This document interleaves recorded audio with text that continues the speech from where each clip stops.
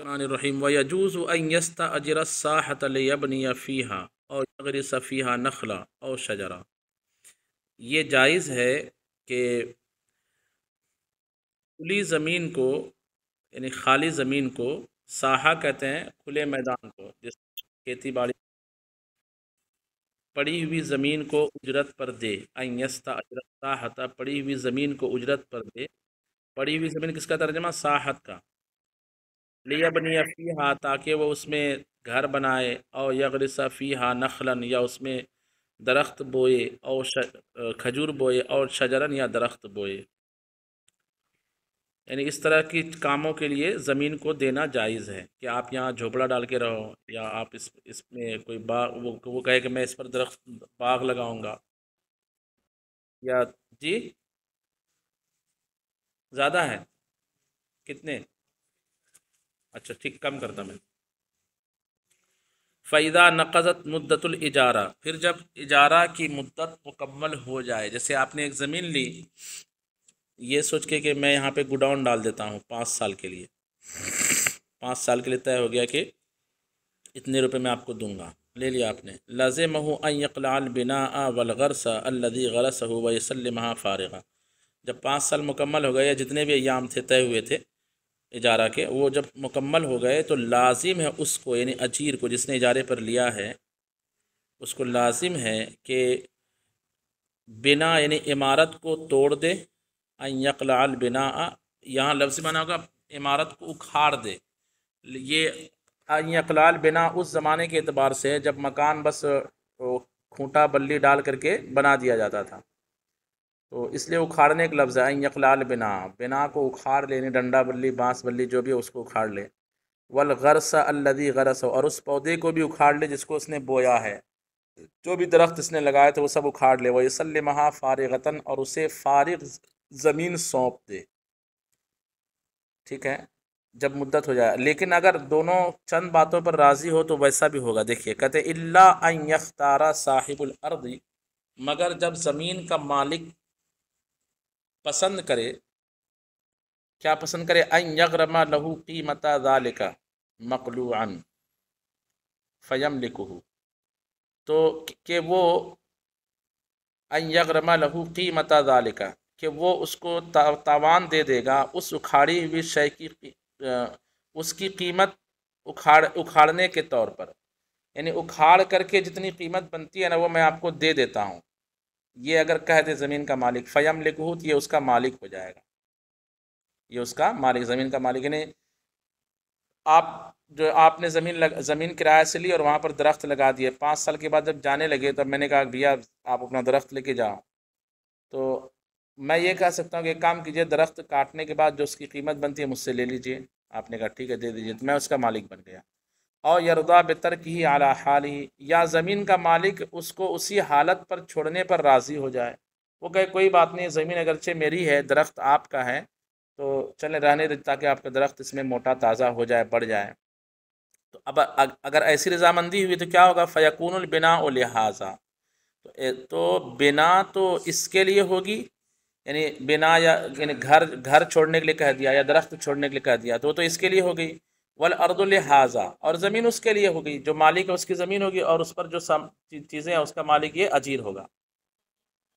व यजूज़ इस्तिजारुद दवाब बिल लिर्रकूब वल हमली, और जायज़ है चौपाए को उजरत पर देना सवारी के लिए भी और बोझ ढोने के लिए भी। रकूब यानी सवारी, और हमल का माना बोझ ढोना, बोझ ढोने के लिए और सवारी के लिए, दोनों तरीके से जानवरों को उजरत पर देना जायज़ है। अब ये ज़्यादा नहीं रहा, तो अब इस तरह हम कह सकते हैं कि आटो जैसे है, तो आटो को बोझ ढोने के लिए भी हम किराए पर दे सकते हैं और सवारी के लिए भी किराए पर दे सकते हैं। फ़ैन अतलकर रकूबा, तो अगर सवारी को मुतलक रखा, यानी ये नहीं कहा कि मैं हज़रत को सवार करूँगा, कि जो है वो किसको सवार करूँगा, कोई तय नहीं किया, बच्चे को या औरत को या मोटे को या पतले को, कुछ तय नहीं किया, तो जिसको चाहे ऑटो पर वो सवार कर सकता है ना। तय अगर नहीं किया है तो फ़ैन अतलकर रकूब, अगर उसने सवारी को मुतलक रखा, जाज़ लहू अन युरकिबहा मन शाअ, तो उसके लिए जायज़ है कि उस पर सवार करे जिसे चाहे, चाहे मौलाना को सवार करे या ठेले वाले को सवार करे। व कज़ालिका इन इस्तअजरा सौबन लिल्लुब्सी व अतलका, और ऐसे ही अगर कपड़ा उजरत पर लिया, ऐसे ही कपड़ा अगर उजरत पर लिया तो मैं ले लेता हूँ। सुहैल अत्तारी पानी लीजिए। तो ऐसे ही अगर कपड़ा उजरत पर लिया पहनने के लिए और मुतलक रखा, यानी कहा कि मैं कपड़ा पहनने के लिए लेके जा रहा हूँ, और ये नहीं कहा कि किसके लिए, कौन पहनेगा, तो वो जिसे चाहे वो कपड़ा पहना सकता है। उस ज़माने में कपड़े चूँकि बहुत महंगे होते थे और लोगों को दस्तयाब नहीं होते थे, इसलिए कपड़े भी उस ज़माने में किराए से रखे जाते थे, जैसे इस ज़माने में बर्तन वगैरह रखे जाते हैं। अच्छा, वह फ़ैन क़ाल लहू, तो अगर किसी ने उससे ये कहा, यानी मालिक से, अला अन यरकबहा फुलानुन, इस शर्त पर है कि इस पर फलां सवार होगा। कभी क्या होता है कि मारुति कार आपने किराए से लिया, तो अगर एक्सपर्ट ड्राइवर चलाएगा तब तो देने वाले को वो तशवीश नहीं होती है, लेकिन अलाड़ी आदमी चलाएगा तो उसको तशवीश होती है कहीं ठोक ठाक ना दे। तो इसलिए अगर तय कर लिया कि ये फ़लाँ ही उस पर सवारी करेगा, और यलबस सौब फ़ुलान, या फ़लाँ ही वो कपड़ा पहनेगा, फ़ार कबहा गैरहू, फिर उसने उसके गैर को सवार कर दिया, और अलबसहू गैरहू, या उसके गैर को उसने पहना दिया, काना जामिनन, तो अब ये जामिन होगा, यानी तावान देगा, इन अतबती दाबतु, अगर सवारी का जानवर भाग जाए, और तलिफत सौब, या कपड़े का नुकसान हो जाए। समझ गए बात को?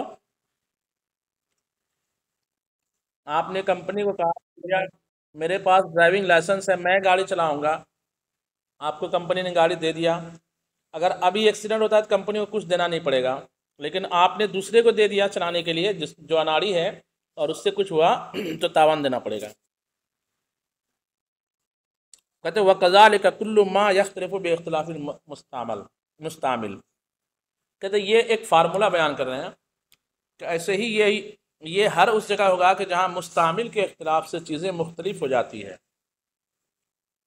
मुस्तामिल के इख्तिलाफ से अगर चीज़ें मुख्तलिफ होती हो तो फिर वहाँ यही होगा कि कौन इस्तेमाल करेगा, भाई फलां, तो ठीक है, और उसका उसका गैर इस्तेमाल करे और उसमें ख़राबी आ जाए, तावान देना पड़ेगा।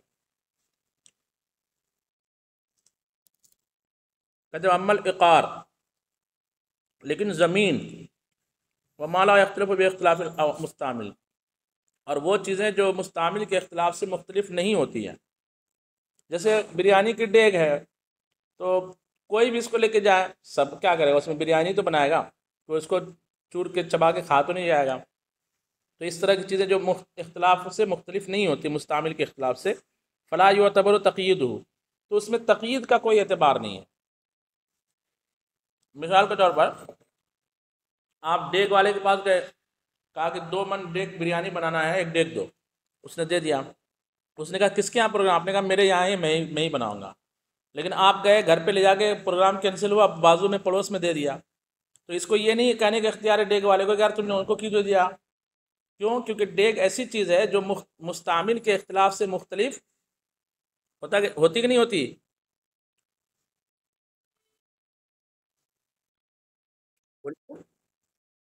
नहीं होती है। अच्छा,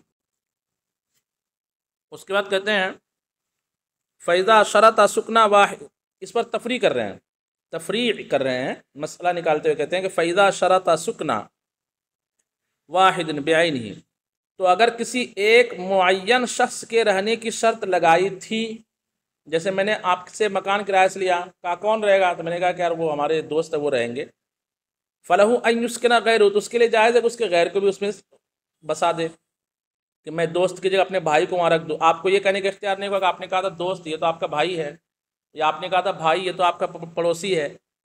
क्यों? क्योंकि मकान रहने के लिए उसमें भाई रहे या दोस्त रहे, हाँ तादाद में अगर मामला होता हो कि कितने लोग रहेंगे, तो मैंने कहा 4 लोग, अगर रहे 6 लोग तो फिर इसमें मसला है।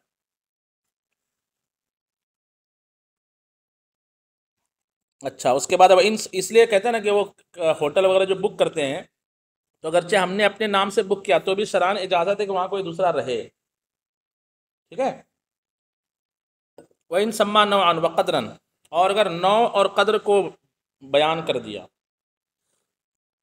यानी मिकदार बयान कर दी कि आटो पे भैया 2 टन से 2 कुंटल से ज़्यादा माल मत डालना, ये मिकदार बयान कर दी, और नौ भी बयान कर दी कि लोहा वगैरह मत डालना, अनाज डालना, तुम मेरे लोहा भर दोगे, कोयला भर दोगे, और मेरा ऑटो ख़राब हो जाएगा, इस तरह से नौ भी बयान कर दी, यानी किस्म, कि किस किस्म का माल लोड करूँगा और कितनी मिकदार में, ये बयान कर दिया। इन सम्मा नौअन व कदरन यहमिलहु अला दाब्बा, तो अगर नौ और कद्र बयान कर दिया कि उसे चौपाए पर लादेगा, यहाँ चौपाए से मैंने मिसाल दे दिया आटो पर लादेगा। मिसला यकुल भाई, इस मिसाल के तौर पर यह कहे खमसता अकफुजतिन हिंततिन, गेहूँ के 5 टफीज़, फ़लहु अन यहमिला मा हुआ मिसलुल हिंतति फी दरर, तो उसके लिए जायज़ है कि वो लादे ऐसी चीज़ जो ज़रर में यानी नुकसान देने में गेहूं के मिसल हो और अकल्ला या उससे कम हो, उससे भारी भरकम चीज़ नहीं डाल सकता।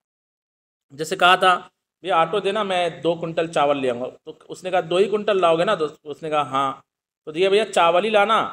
अब वहाँ गया तो मन बदल गया, चावल नहीं गेहूँ ला दूंगा, तो ला सकता है, क्योंकि चावल और गेहूँ ऑटो पे लादने में सेम प्रॉब्लम है। हाँ, अगर उसकी जगह वो रेती भरे उसके अंदर तो ज़्यादा नुकसान है, क्यों? क्योंकि साफ़ सफाई उसकी करनी पड़ेगी। सीमेंट भरे तो ज़्यादा नुकसान है, उसके सीट गंदे होंगे। बात समझ में आ रही कि नहीं आ रही है? हम्म। उसके बाद कहते हैं कश शईर कश शईर अभी सिम सिम, जैसे जौ भर ले या तिल भर ले, तो जौ और तिल जो है ये नुकसान में चावल की तरह है कि वो भी बोरी में आता है, उतना वजन आता है, ये भी उसमें बोरी में आता है। उसके बाद कहते हैं वल्लई सलहु अन यहमिला मा हुआ अदर मिनल हिंता, उसके लिए ये जायज़ नहीं है कि वो लादे, हमला यहमल को ना लादना, लादे ऐसी चीज़ जो गेहूं से ज़्यादा नुकसान हो, कल मिल्ही वल हदीद, जैसे नमक और लोहा, ये जायज़ नहीं है। वह निस्ता अजरहा, और अगर उजरत पर लिया था उसको यानी चौपाए को या आटो को, किस लिए? लियहमिला अलीहा, कि उस पर लादेगा, कुतनन रुई, सम्मा हो जिसका नाम भी बोल दिया था कि मैं उस पर जो ना कॉटन डालूंगा। फ़लई सलहु अन यहमिला मिसला वज़न ही हदीदन, तो उसके लिए ये जायज़ नहीं है कि उसी के वज़न के मिसल लोहा ला दे। यानी वो कहे कि यार मैंने तो बोला था यार 2 कुंटल कॉटन ला दूंगा, तो कॉटन की जगह मैंने लोहा डाल दिया, क्या हो गया? 2 ही कुंटल तो है, ये नहीं चलेगा इस तरह। क्यों?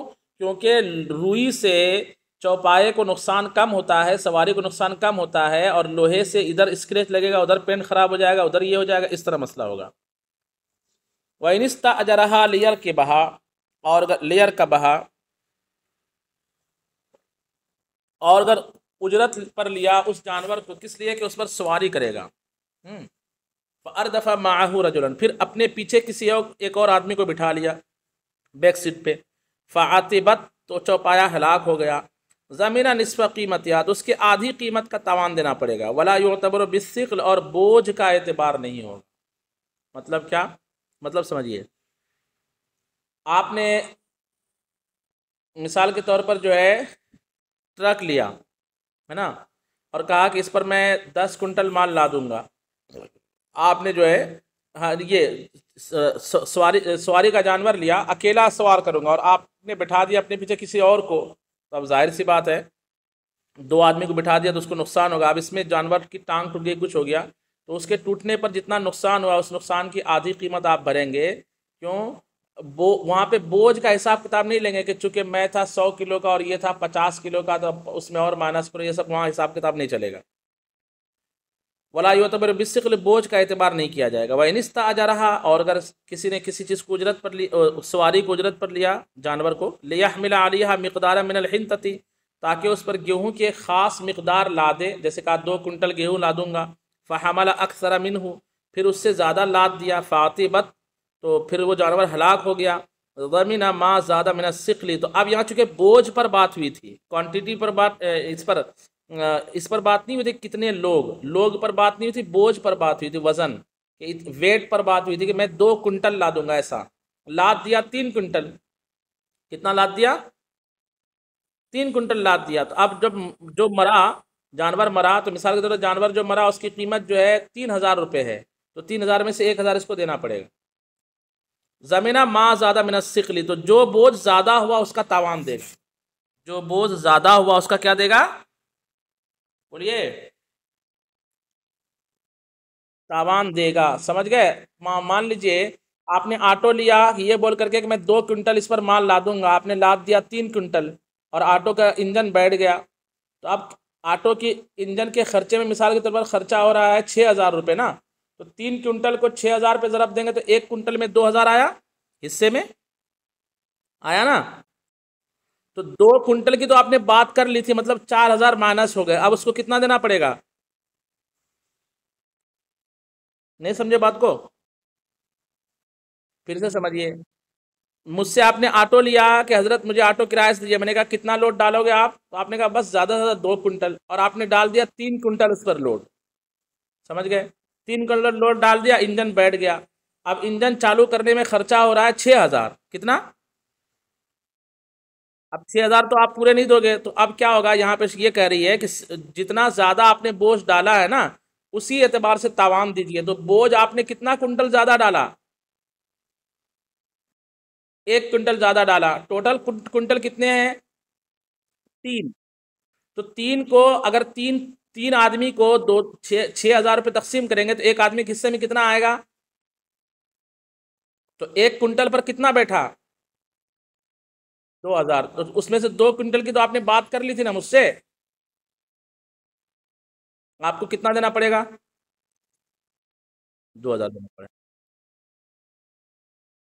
कौन? नहीं नहीं, तो ज्यादा आपने बोझ लाद दिए ना। जितनी बात हुई तो उससे ज्यादा आपने बोझ लाद दिए ना। हाँ। नहीं नहीं नहीं, ऐसा नहीं है। नहीं नहीं, ऐसा नहीं है। उजरत पर अगर मुझसे कोई सामान लेके गया, उसमें कुछ कमी प्रॉब्लम आई और उसी शर्त के मुताबिक आपने इस्तेमाल किया, जो शर्त हमने बताई थी, फिर भी उसमें कमी आई, तो मैं उसका जिम्मेदार हूँ कि आप जिम्मेदार होंगे? अगर लोग ऐसा करते हैं तो शरीर तौर पर जुल्म कर रहे हैं, ऐसा नहीं है। समझ गए बात को? मतलब अगर 2 क्विंटल की आप बात हुई, आप ऑटो लेके गए, 2 ही क्विंटल लादा था और इंजन भ्रष्ट हो गया उसका, तो मैं ये नहीं कहूँगा कि भैया पैसा दो। मतलब मेरी कमी है कि मेरी गाड़ी ने 2 क्विंटल बोझ को भी बर्दाश्त नहीं किया। मेरी गाड़ी इस लायक नहीं थी कि मैं उजरत पर देता उसको। समझ में बात आई? हम्म। कहते वह इदा कबहत दाब्बत बिलिजामिहा औ दरबहा फातिबत। कहते हैं कि जानवर को उसके लगाम के साथ खींचा या उसको मारा, फातिबत, फिर वो हलाक हो गया। ज़मीना इंदा भी हनीफा, इमाम आज़म के नज़दीक उसको तावान देना पड़ेगा। वक़ाला ला यज़मुन, और साहिबिन ने फरमाया कि तावान नहीं देना पड़ेगा। मतलब ये है कि जो चीज़ें आपको सवारी के साथ करनी पड़ती है वो किया और उसका वो हलाक हुआ तो तावान नहीं देना पड़ेगा।